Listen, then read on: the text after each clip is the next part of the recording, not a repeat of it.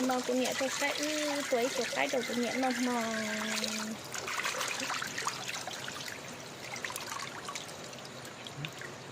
nhưng mà lò lại cái yếu bút cho nó bút cho nó họ cái bút thọ nó chẳng nó cho xe nhau nó thọ nó ít bằng rồi chỉ tôi thì mua thế chỉ mua là chính gì đã chi li lợ quá là những con trong hộp kén các anh trai trả nó xí xí qua mình bút xuống hả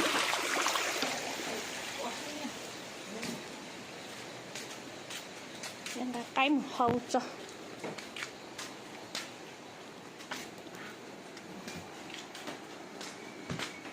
cái này cái bột cái đó thành một xếp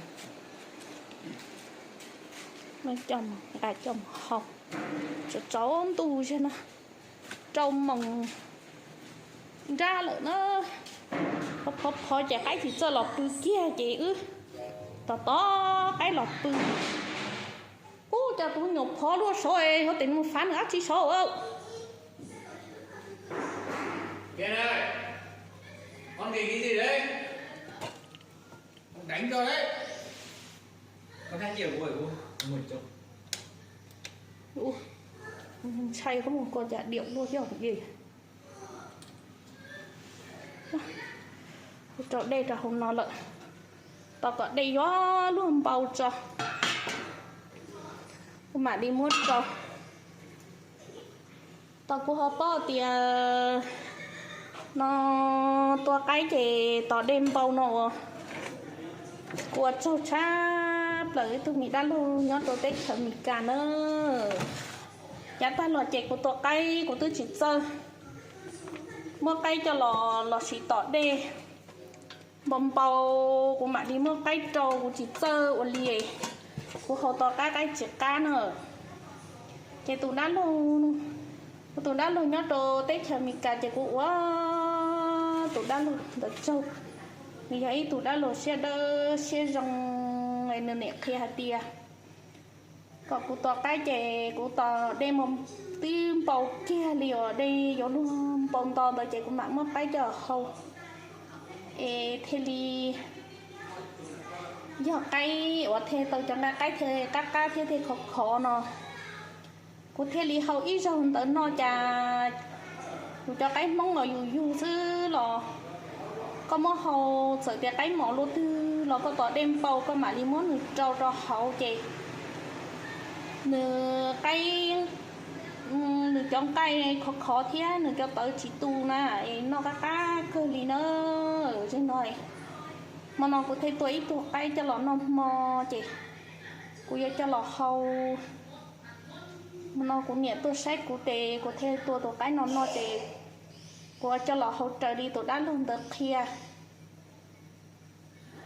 ít biết hậu tàu của mẹ đi họ muốn bỏ cho nó sai xe tôi cái dùng công bảo đi trả nơi chẳng này phanh như thế chẳng này chẳng gì theo và cho tôi đã luôn sau đó sẽ dùng tự chỉ hay đã chỉ khó nhờ và chạy ôm mò sư lò dùng tự chỉ bao và tạ lò chè của tí xì mà để theo cái tí xì cho họ chạy cho cái nó cho tớ nó tự chỉ tàu xía ta lấy tớ ta chua liền tự chỉ xía ta chỉ có mất được sống chè nó chừng muốn trả là xin nữa xía chỉ tàu tà nè họ có món nữa tỏ đem bao con mà đi mất trâu chè nữa con chia nữa cho ngay cho tớ nói nhưng chỉ tu kia li ta xì cho tàu có mất sống chè nữa nhưng xía cơ li nữa cái tụi đã lúc kia tiệt có cũng mất hậu li nó chỉ cũng họ tới rồng tới chỉ cũng chọn rồng hậu li tụi đã lúc nó kia xí nó cho nên cho gì thế cho nhát nụ nhát đồ tết thời mít cả nên cho một nhát đồ tết thời và mình thả sơ đồ khâu vào rau mà nó cũng chân xét cơ nữa và trận trại li nè kia thì rau mỗi dân sơ thì can gì vua đi trà chị cũng trở lên tới chị nói dân sơ cá cơ lên tới tiền đó cô giống mất cái cho lọt hầu nữa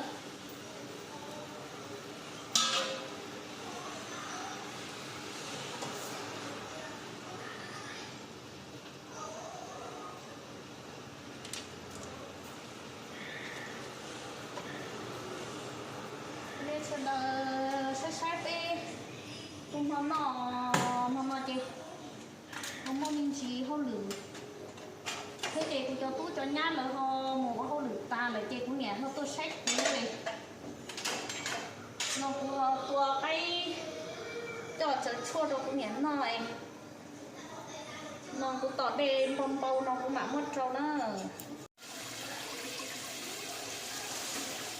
và chỉ nó chị cũng vô mất cho chua cho cái nó cho lọt trâu nữa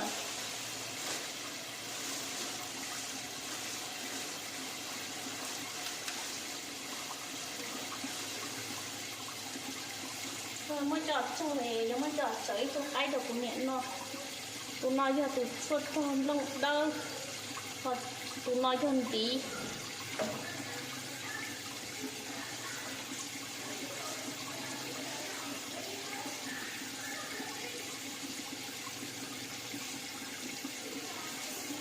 tụi nó giờ nó đại tiệc xôm lông bóc cử nó nè xôm lông bóc cử nó rồi nó xôm ăn lâu nè nó chè là huân chí tận nành nó nữa rồi ít cùng chí tận nành kia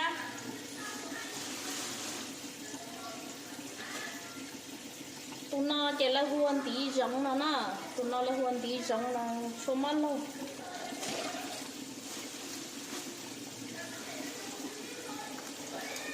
đấy nó chè là huân chua chí sống nó nè chua chí sống nữa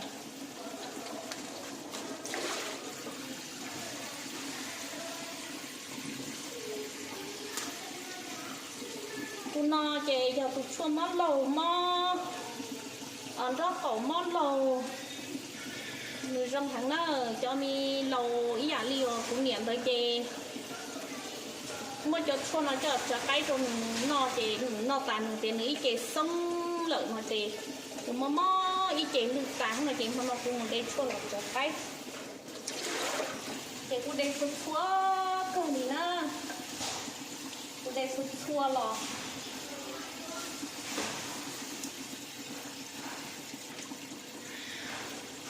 tụi nó chỉ giờ tụi chua trừ lia tụi chua trừ lia cho bao lâu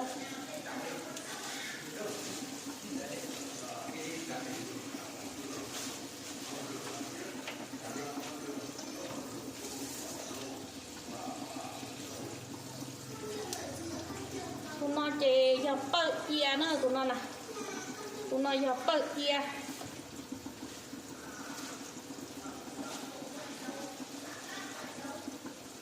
rồi bự kia họ để ý cho bự cái kia cho bự cái này mẹ mẹ sống cười đi bự cái chị từ từ là nó dính bao lời cho bự cái này cho bự cái chị để tôi ít tệ lo cao mới trồng nó lại cho bự cái chị nó sống đi nó tan được chứ cá cơ nữa không chỉ tôm bờ tôm bờ đó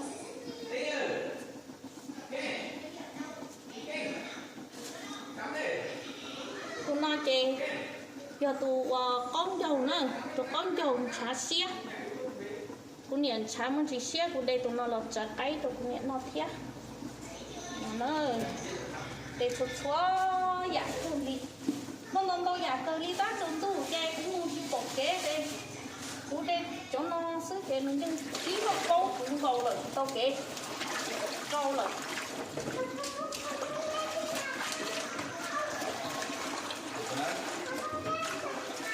nói câu đấy là gì lớn rồi biết đi tặng xấu hổ đấy trong khi sắp những bay rồi này sao vậy có thể cho con đi đi con chiều con thu cho con thu được tiền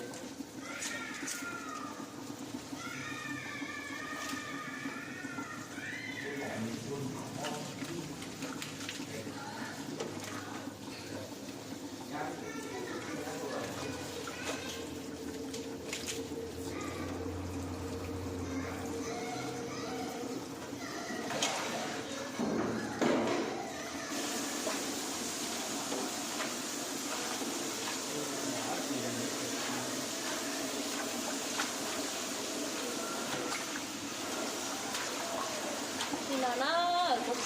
chè của tao tổ cái gió luôn luôn nhớ lúc xe cho con nào mới cho nó cho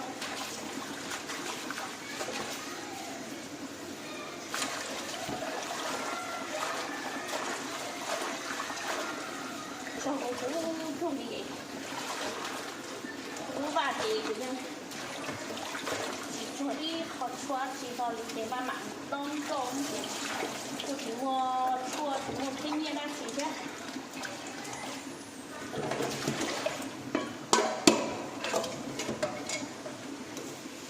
cho cái cọng cho cọng cái thú thế này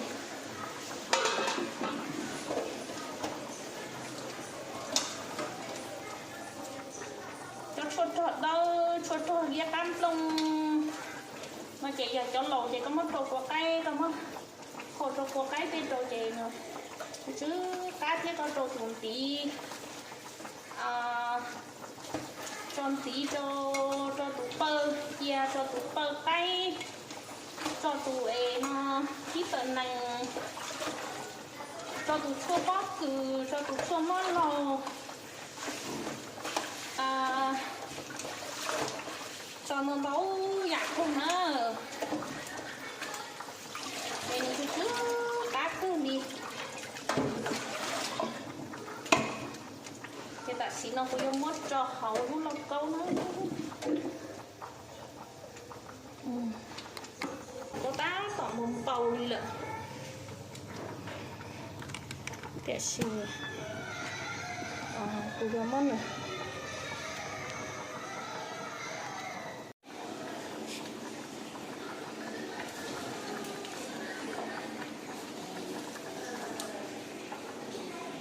chị này chỉ mới chặt xuôi trong một cốc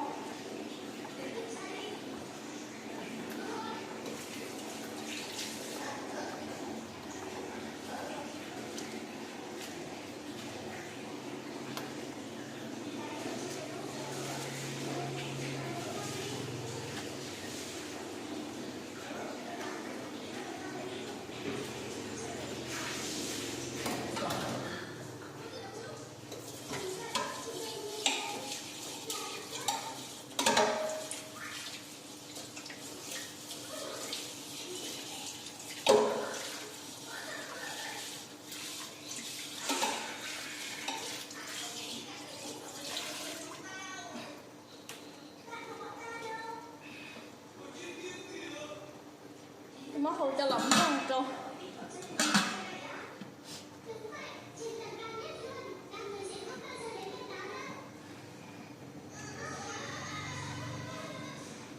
ít biết số nó chạy nó xí cũng muốn bỏ tàu của mà đi ho sợ đâm mà hồ say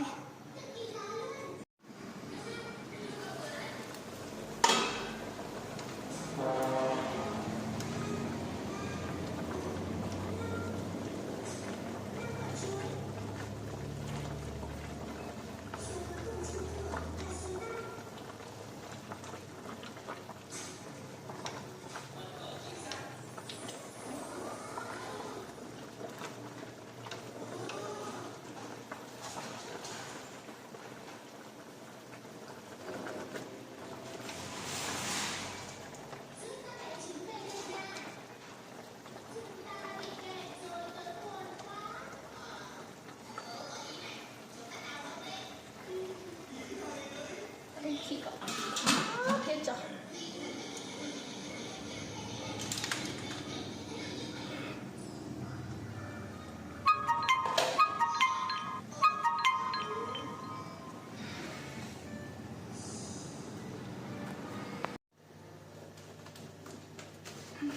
chạy đâu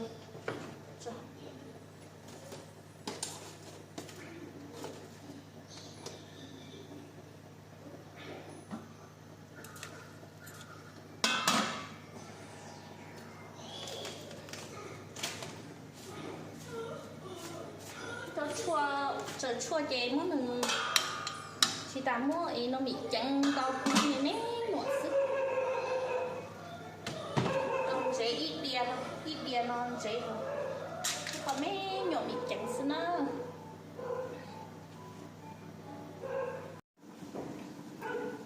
xin nó cách xía nữa nó giống nó cách bỏ chia cho Con này để mua đi lợn.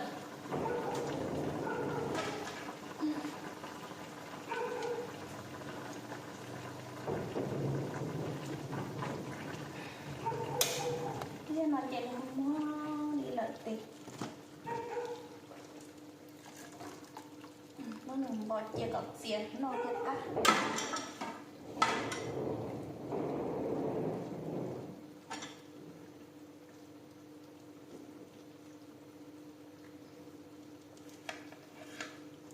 Nhưng không nên té cơ nữa các chị nữa đừng cu tổ cay đừng cu rong nó sẽ thế đâu để hàng đỏ lần nữa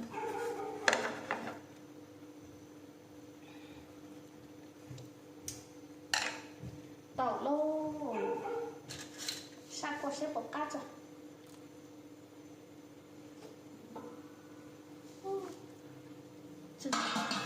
qua chỉ chua chân lẩu sư chỉ cho ăn chế thịt lần đấy anh chị bạn đi mua chừng chế tên là cút tao rồi súp đây nè là lòng chế mà của nè thấy khó kia uất chua đồ say vị tiệt rồi sẽ sốt lót xong rồi nấu thịt thể luôn được không thì tao mua thịt thay thì ý chọn mình phanh dư sợ đờ bữa sợ sẽ là thì ta tôi cũng họ tôi chỉ sợ sẽ lâu tôi chịu chán bị nó lâu lại rất rất lót chơi nhau thầy kia sẽ đánh cửa chua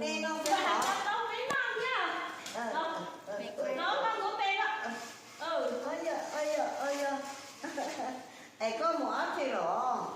Cú cho mình ngồi một đại đệ không à, thân đại đệ ơi. Có ô tô trẻ cậu rồi. Cú cho mình ngồi một đại đệ à. Có một con tôi rồi.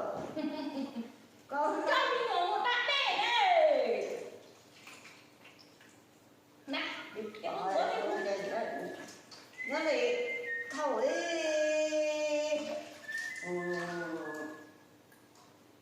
Có ở đây này. Xe có cử nó câu này đây một lô có cử. Ông ngủ cái cả. ông muốn nó là to hổ mà chơi luôn. Có ở đây này. Đó. Đây này, ông muốn tuôn đây không? Đây hả? Chùa làm nó lo. Giờ nắng lò. Nhờ này Bữa này. chạy bữa chị bỏ có kia. Có không lử rồi. Chị bỏ quay kìa rồi. Chú tuần cũng to. Mua nó có lò hả? Đúng rồi, đây.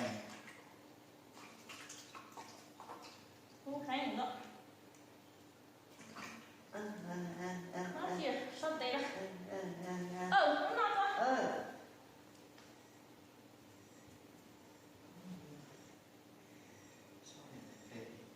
Cho tay ở đó này đây.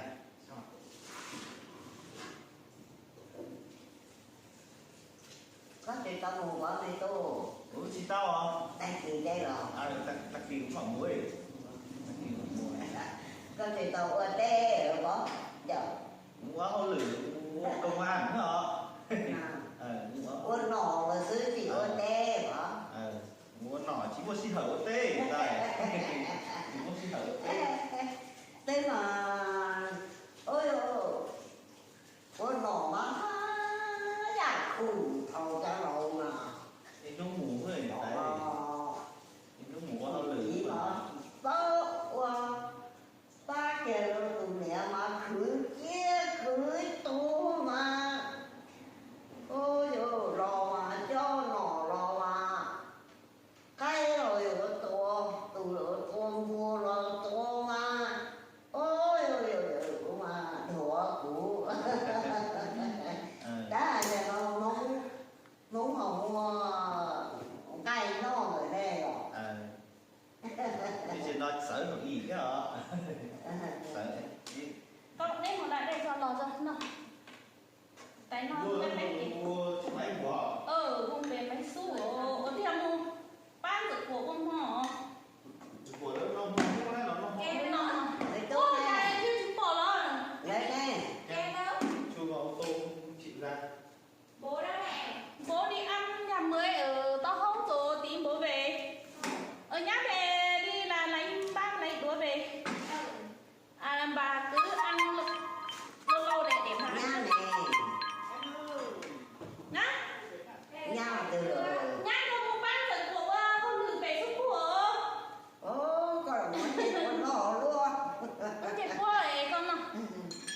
lấy cho tôi ta lại nát.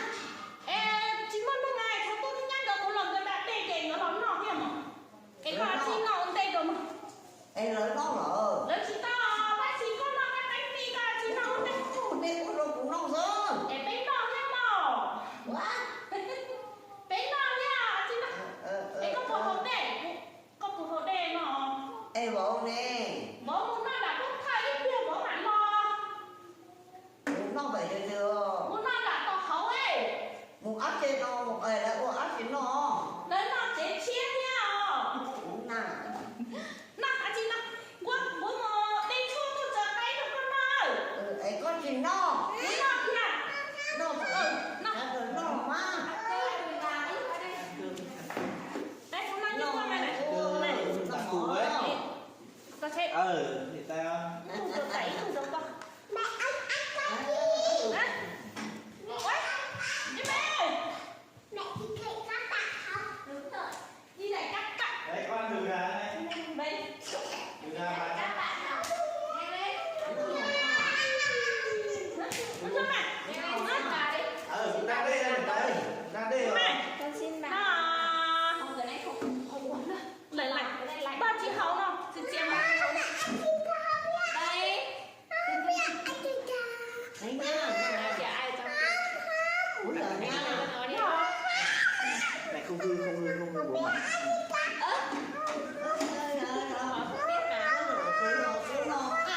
Để ăn cơm nhé. Này, ăn kịp nhé.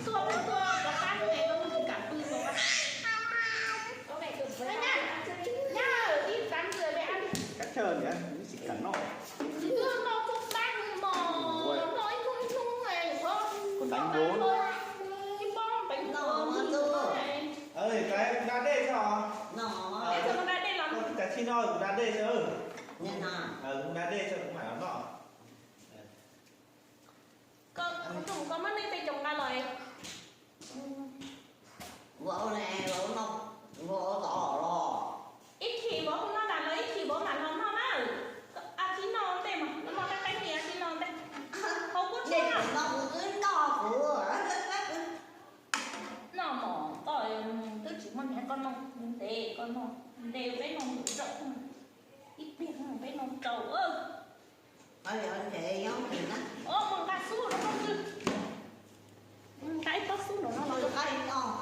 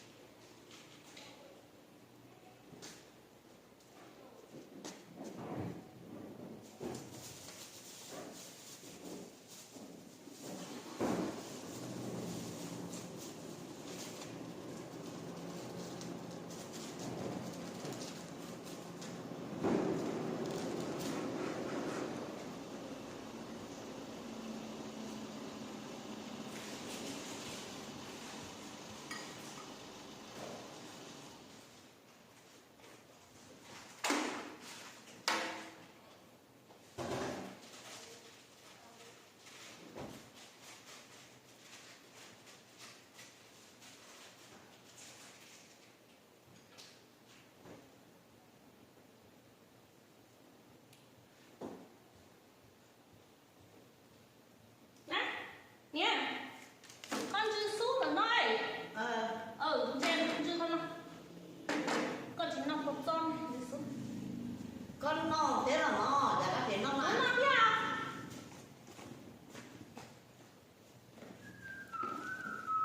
Nên chơi rồi. Rồi. Muốn được đánh nó không đây đâu. Đây là đây hết rồi. Nên tê tay nó không tay nhé. Nó cứ nó. Con tòa cái nó lo mà. Ủa còn đánh lo nha mà. Đánh lo nha tao. Nó không cho cô chua nào.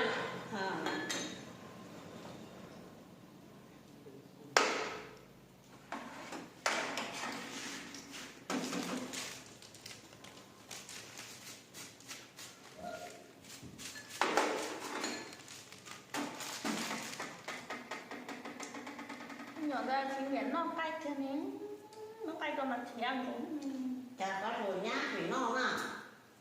tôi nhát cũng đã đeo Đã đề rồi. nhát đã đeo nhát là nó nọ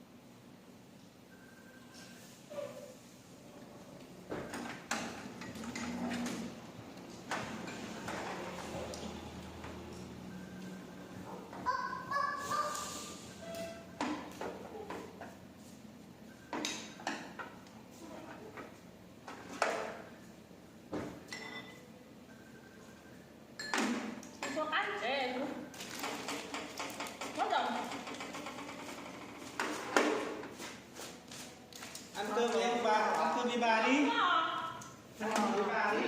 Anh có cũng cho nên số món lầu số giòn à. Mua thế nào cũng biết câu cho tròn xì trong gì trong bọc cái bọc kia. Đây cũng chua đó, cho nó lồng cái Ăn chua. kem của Ăn trên nào đó. Có cái nữa rồi. Anh có buổi giòn đâu. Cứ cho tao xuân giả xuân trắng cho nó thì nó có cái con này không. Rồi ấy tôi là có cái lên đây nó hả.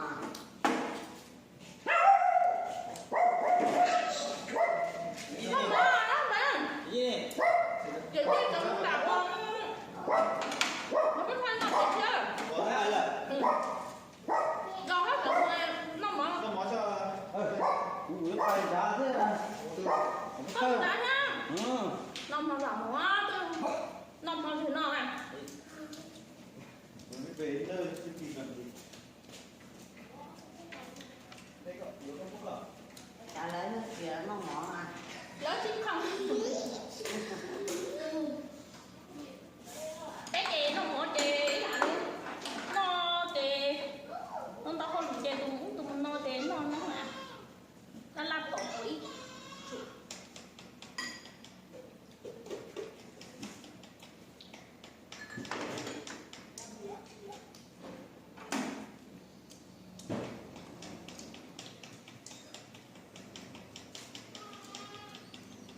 Bây giờ hỏi gọi hỗ trợ ra về chân về rồi chân về con cái phạt vô của muốn chơi lên nó cũng thành câu muốn chơi lên bữa đẩy phản đời cho hậu bỏ Mới đầu bỏ. Nó để cho nó tướng một đạn đẻ ừ. dần mà Cho nó tướng một đạn đẻ. Nó còn với nó phải nhóc cho đạn đẻ. Thế thì tâm tự.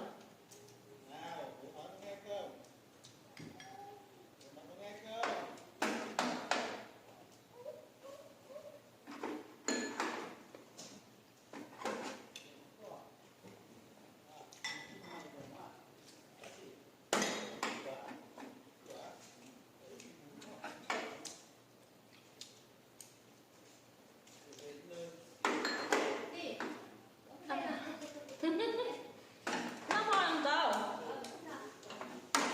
Gió bên đây rồi. Ừ.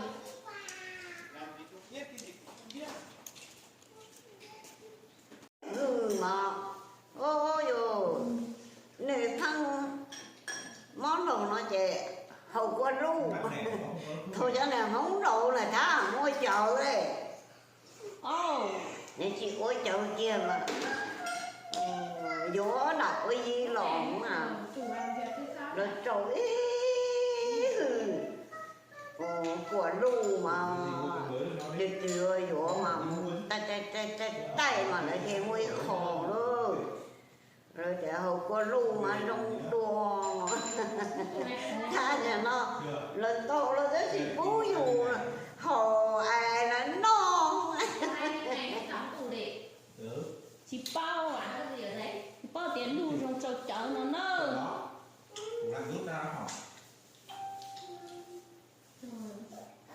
Cho nó chợ xin chiên chùa cho nó. ôi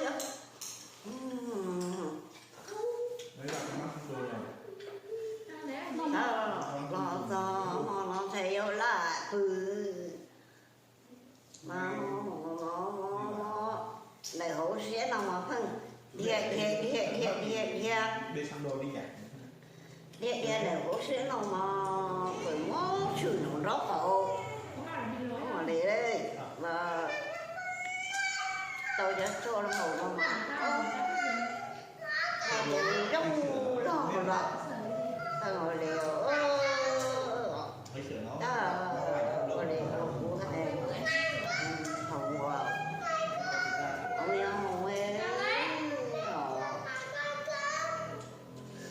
nhờ của tây phải lộ Anh tập nhiều. có vụ mà vụ ý thư rồi của sâu triết này Sửa từ hôm thứ 2 đến hôm thứ 6. của hồ đó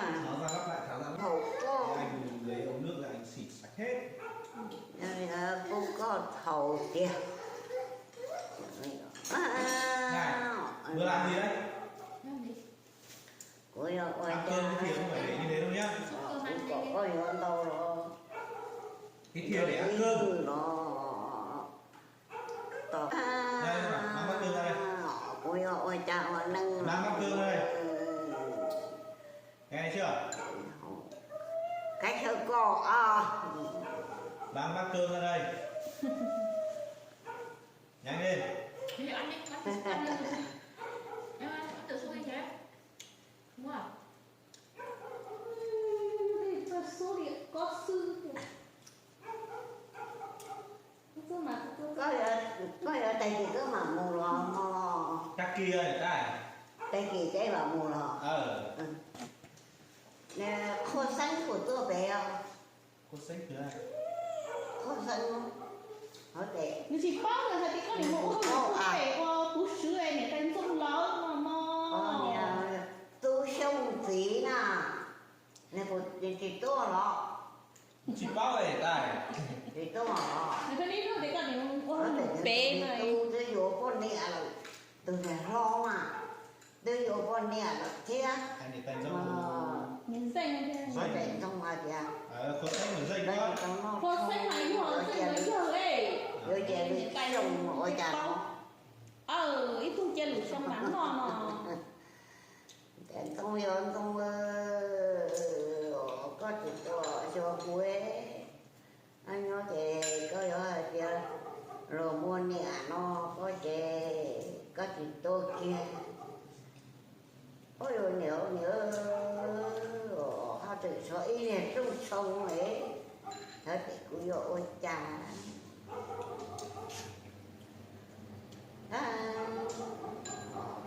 chúa phát cầu của nó lấy thầu kẻ phát cầu nó đi rồi nó chỉ nó kiểu rồi hay gì chào